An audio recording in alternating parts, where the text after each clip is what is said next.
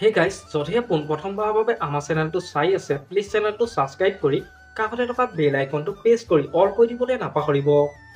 বেঙুনী চেনেলত সম্প্ৰচাৰিত হৈ থকা চাকনৈয়া চিৰিয়েলত বুলি চৰিত্ৰত অভিনয় কৰা অভিনেত্ৰীগৰাকী আচলতে হয় কোন, ঘৰ ক'ত, কাৰ সৈতে প্ৰেমৰ সম্পৰ্কত আছে, এই সকলোবোৰ জানিব পাৰিব আজি এই ভিডিঅ'টোৰ মাধ্যমেৰে। গতিকে ভিডিঅ'টো অলপো স্কিপ নকৰাকৈ শেষলৈকে চাই থাকিব বুলি আশা কৰিলোঁ। বেঙুনী টিভিত সম্প্ৰচাৰিত হৈ থকা চাকনৈয়া চিৰিয়েলত বুলি চৰিত্ৰত অভিনয় কৰা অভিনেত্ৰীগৰাকীৰ আচল নামটো হৈছে ৰিমঝিম ডেকা। ৰিমঝিম ডেকাৰ ঘৰ হৈছে নৰ্থ লখিমপুৰত। তেওঁ কৰ্মসূত্ৰে গুৱাহাটীত থাকে। তেওঁৰ জন্ম হৈছিল 6 জানুৱাৰী তাৰিখে। ৰিমঝিম ডেকা পৰিয়ালত এগৰাকী ভনীয়েক আছে। তেওঁ মাতৃ আৰু পিতৃ এই সংসাৰত নাই। তেওঁৰ পিতৃৰ নাম হৈছে হৰেকৃষ্ণ ডেকা আৰু মাতৃৰ নাম হৈছে কল্পনা ডেকা।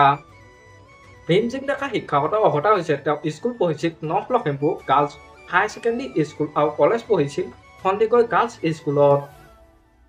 ৰিমঝিম ডেকাই ডিগ্ৰী কমপ্লিট কৰাৰ পাছতে নাটকত অভিনয় কৰিবলৈ আৰম্ভ কৰিছিল। তেওঁ অভিনয় কৰা দুখনমান চিৰিয়েলৰ নাম হৈছে বেগম জান, অনুৰাগিনী, একোগী তৰাৰ পোহৰ, মেঘালী সপোন, বেহাৰবাৰী আউটপোষ্ট আৰু বৰ্তমান ৰেঙুনী টিভিত সম্প্ৰচাৰিত হৈ থকা চাকনৈয়া চিৰিয়েলখনত বুলি চৰিত্ৰত অভিনয় কৰি আছে। আপোনালোকে বাৰু বুলি অভিনয় চাই কেনেকুৱা পাইছে মোক এটা কমেণ্ট কৰি জনাবচোন। আমাৰ আজি ভিডিঅ'টো আছিল ইমানেই। আজিলৈ বাই বাই।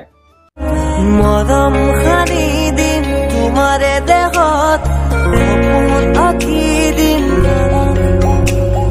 প্ৰতি পদকত, ইয়াৰে কোণত ভৈৰৱ